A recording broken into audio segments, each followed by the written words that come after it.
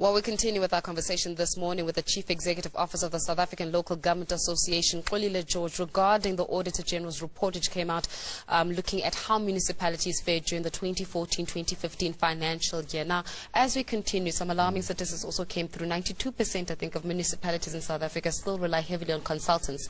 On the other hand, I think it was about 1.2 billion rand that was spent on tender irregularities. We're going to talk a little bit about the tender process, where tenders were awarded to municipal officers' family members, and that accounted for about 1.2 billion rand. So how then do we start mitigating that issue and solving that issue, especially when it comes to consultants and tenders? Well, let's start with the consultants. Yeah. The report this year indicated more than 800 million rand was used on hiring consultants to help municipalities. Now, a budget of 348 billion rand and 800 million rand, you must compare. It's less than probably 1% that is used across the board. Another municipality might have used 10 million, the other one might have used 20. But the question is not what is used for. Consultants are used by any company, any company. What is important is what do you use consultant? One, do you use them in areas of specialization where you don't have that capacity? Probably installing SAP system, or it might be designing the roads for the municipality, or even help you to prepare financial statements. In fact, significant number of them was to help to prepare financial statements. So what it does is to indicate that there are significant capacity weaknesses in many municipalities around the skill of financial management, which is a point of concern, of course. But what is important is the positive correlation between that investment of using a consultant with the result, and secondly, the post-capacitation transfer that the consultants, and we've seen most municipalities, unfortunately, haven't been able to master the issue of hiring a consultant and making sure that the consultant is employed under the terms where they must also transfer the skill. And it's a point that SALGA will be looking at very strongly. The second aspect of diminishing the use of consultant is to employ the right people. And we now have regulations that compel municipalities to make sure that if we have to employ a CFO, let's employ a person who's qualified as a CFO in all areas of managing financial management. Secondly, if you have to employ any skill in finance, revenue, whatever you can call it, let's get the right people in that area. How do you achieve that? SALGA in 2013 brought together all municipalities on a program that was aimed at taking the lead on the fight against corruption.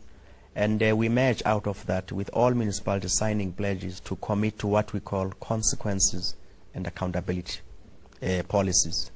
Now, we are glad that in the report of AG in 2013-2014, he reported that at least 50% of municipalities do implement consequences and accountability. And we're very pleased about that as SALGA, because it's a critical mass to build from. This year's report he released 2 days ago reports that almost 60% of municipalities are implementing consequence. There is a steady growth. Of course, we would like to see 100%. And then tenders awarded to families, what happens then? That's the issue of consequence and accountability, because we are not supposed to allocate tenders to family. Whether the family is in the municipality, sometimes you'll see that the family works in provincial government or works at national government level. There's a complete ban on anyone who is doing business with the municipality. However, there's a weakness on detection around that, because people will find many ways to hide it. I might have a sister who is faith, and the system may not be robust enough to pick up that my sister is in Mahikeng and is doing business with the municipality in Port Elizabeth. And when they look at it, they look at the criteria. This person meets all the criteria, whatever. And when it requires at the level of declaration, do you have a family member working for the municipality or provincial government? And the person says no. And Auditor General has got a robust system to check the ID and that and that. And we've been discussing this matter closely with them to say, at some stage, we need to find a way of comparing notes.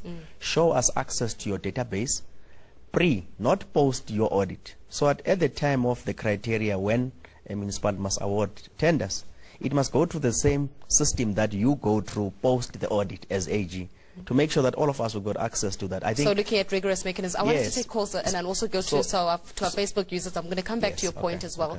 And we're still taking your comments there on Facebook as well. But Penny is standing by to field some of those comments. Over to you, Penny.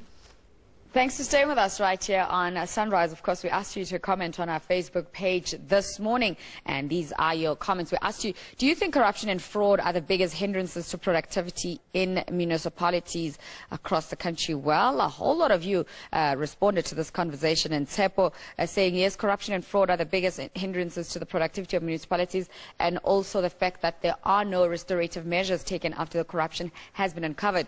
Yonela Kaisa saying, yes, there are hindrances to the productivity of municipalities, and here in Kokstad we stand still and say Panzi nge-mayor yalapha uJojozi, the corrupt mayor. Alistair Moyo saying a big yes to that. Corruption and fraud is the main hindrance to productivity. Even if people raise eyebrows on certain issues, the investigating panel is bribed and all the illegals are swept under the carpet at the expense of the masses, who will in turn continue to be shortchanged in terms of service delivery and other necessities. Thus productivity is stalled. And Langa Class continues to say, let us look at reality. No matter how much changes are brought in the resolving the issue of fraud and corruption, our leaders still have find ways and means to fill their pockets rather than executing their jobs in perfection as to become examples of change. South Africa will always be painted with the color of corruption and fraud as long as the people are doing it don't get convicted. And Peter Sengops lastly saying, they even developed the culture of defending it. I wish the Hawks and the public protector probe Mayor of Makado municipality. The man is a seasoned corruption guru. How do we convince the youth that education is key with millions of unemployed graduates and rich criminals? And that's from Pieter van Gops. They're commenting this morning. Back to Faith in studio to continue with the conversation. Well, thank you very much for those comments. And from comments on Facebook, let's go straight to the callers. We've got Nandi calling in from Soweto. Good morning to you, Nandi. Hello, Nandi. Okay, we're trying to get Nandi back on the line there. And of course, I speak about mayors as well as municipalities. Two metro, well, a metro, Nelson Mandela Bay came to the forefront with regards to fruitful and wasteful expenditure, as well as the one in, is it Machabeng in the Free State, which also came and accounted for what, both of them, almost 50% of the wasteful and fruitless expenditure there. Where do you guys come in and be able to monitor? I mean, the mayor of Machabeng is Sebenzile. Is it Ngangelizwe? Yeah. Yes. So accountability in that regard? These two situations are almost similar, but they've got different features. One, Nelson Mandela, it's a municipality that has gone through difficulties from a governance point of view, administration instability since 2011. And you would see by now it's almost having 3 mayors within a space of 5 years. Yeah. But we are quite happy as SALGA, working with national government and provincial government, that we now have stability in the administration. There has been an intervention that has been taken with a new mayor, with a new management team that is in place, and already huge signs of progress are reported in Nelson Mandela. Financial stability has been returned in the city. Governance stability and focus has been returned in the city. The problems that you've seen reported on the audit outcome is more of a symptom of the prior year of 2015, prior to the intervention that we're beginning to see. We're quite hopeful that the audit report of the year 2015-2016, which is finishing this month and will be released next year, I think it will communicate a different picture. There were problems where they had acquisitions of issues around 2010 World Cup, where they bought buses, and buses are still standing idle there. They have not been operated. And auditors, of course, will come and have a look and say, you bought this asset. This asset is supposed to be a productive asset. It's not working. What is happening? Well, as you've mentioned quite correctly, that when it regards to the report in itself, you cannot fault Danny Jordan because he came in near the end of the financial year. I want us to talk about Machabeng very quickly before we take calls. Machabeng is also a unique situation. There's quite a lot of problems there. Politically and administratively, we've seen ESCOM reporting huge incidences of non-payment of bulk electricity and whatever. It's an area that requires special attention, and I think working with the provincial government of the Free State, it is a cause for concern, huge instability in the municipality, and it has not been doing well recently. Do you get rid of the mayor in that regard?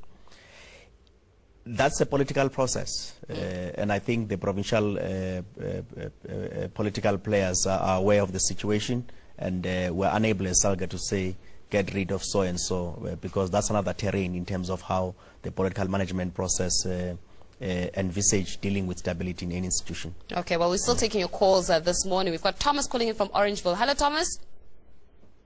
Thomas, good morning. Okay, we'll seem to be having a problem there with Thomas as well, but of course we'll be able to field some of those comments coming in from our phone lines. Keep them coming, 011-537 9337 or 9338, and we'll also do our part to make sure that your comments get heard this morning. Okay, so we've got issues around Machabeng, we've got issues around Nelson Mandela, we've also got local and district municipalities which seem to be having a problem with regards to the managerial aspects of it. How then do you salvage that issue around the capacitating of managers? We have a number of layers of management in a municipality. Municipal manager being the one at the helm and supported with key managerial personnel. At the level of SALGA, what we do, we focus on both councillors and managers. We run programs with managers once they come on board, expose them to the workings of the environment, because a municipality is quite a complex place. To run a municipality is a very complex operation. So it can't be taken for granted that you once worked for Nedbank or you once worked for IDC or JSE, then you would walk on top of the water once you get in municipal. It's a completely different environment. So there has to be orientation of managers, give them certain competencies and skills that are necessary to understand the environment. So we do focus on that, every manager. As we're going to get into a new transition now, we're going to take them through that program. Okay. But it doesn't mean that once you take them through, you don't deal with the fundamental issue, onboarding. You must first get people who are qualified. Well, we're going to talk more about the getting of the people qualified. I want us to talk to Joe from Limpopo. Okay. Joe, good morning to you. Hello, Joe. Good evening. Yes, good thanks to you. Yes, what I comment that was a dirty clear in the municipal was an in. One is real Marakamil Chorteria with you. Now, the Wesala, Musali promise the next year, budget year, the budget day. I want to say, I was promise of proposal less than Barry Sunday. You want to home. The preacher of Banakura said, "Let's go to the school. I will go to the wow. Who better but better foot serious remember to put on it, but serious but I don't to the mayor is there and I think I totally on to buy it out. That's all call about. Yeah. Joe, Joe, thank you so much for that comment. Let's give Xolile an opportunity to respond. Again, the callers are painting a different picture. So therefore the question comes to you as SALGA. How much influence do you guys have with regards to really speeding up the change processes within the municipalities, especially those that are not performing? People are complaining. Their power is in their vote come the 3rd of August. But if you guys don't exercise any form of influence over to change the status quo, then what's the point of even having SALGA in the first place? So where do you guys, how far does your influence extend? Well, it's important to understand one issue, that over the last 15 years, local government as a new system has done tremendously well. And this is not to spin issues. The reports and facts are there to be seen by everyone. Every year, the Stats SA releases a report called Household Survey that shows progress on a year-by-year across all municipalities, what is being done in the country, working cooperatively with provincial and national government, and we have seen tremendous progress. However, you also have a massive backlog system, and there is no way South Africans must be given a story that says local government, provincial government and national government has done nothing to improve the well-being of South Africans. And why do I say that? You have incidences of what we normally call relative deprivation, even in Tzaneen, where he is calling from. If you were to open the books of that municipality, you will find that over the period, a lot is being done in a number of wards. The fact that his own particular ward or his own village or township may not have been touched on a particular matter is a serious cause for concern. But you're not answering my question. I am answering your question. With regards to how far does your influence extend? Because they are complaining. Yes, I'm giving you a contextual issue about progress and the fact that massive backlogs still exist. Our influence is around supporting the municipality to follow due process in prioritizing its budget, because they do have limited resources. Our second intervention is around capacitating the political and management leadership of the municipal.